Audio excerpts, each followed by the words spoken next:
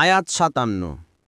وَظَلَّلْنَا عَلَيْكُمُ الْغَمَامَ وَأَنزَلْنَا عَلَيْكُمُ الْمَنَّ وَالسَّلْوَىٰ كُلُوا مِن طَيِّبَاتِ مَا رَزَقْنَاكُمْ وَمَا ظَلَمُونَا وَلَكِن كَانُوا أَنفُسَهُمْ يَظْلِمُونَ।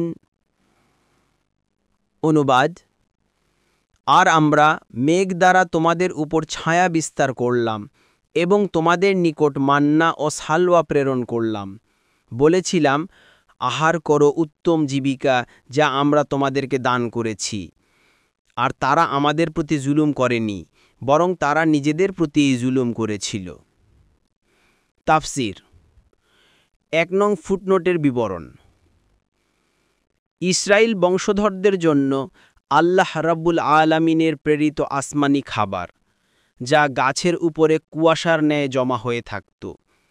এ সম্পর্কে সাঈদ ইবনে যায়েদ রাদিয়াল্লাহু আনহু থেকে বর্ণিত হাদিসে এসেছে, রাসূল সাল্লাল্লাহু আলাইহি ওয়াসাল্লাম বলেন, আল কামআ এক প্রকার উদ্ভিদ যা অনেকটা মাশরুমের মতো, মান্নার অন্তর্ভুক্ত, আর এর পানি চোখের আরোগ্য। আর সালওয়া হলো এক প্রকার পাখি যা চড়ুই পাখি থেকে আকারে একটু বড়।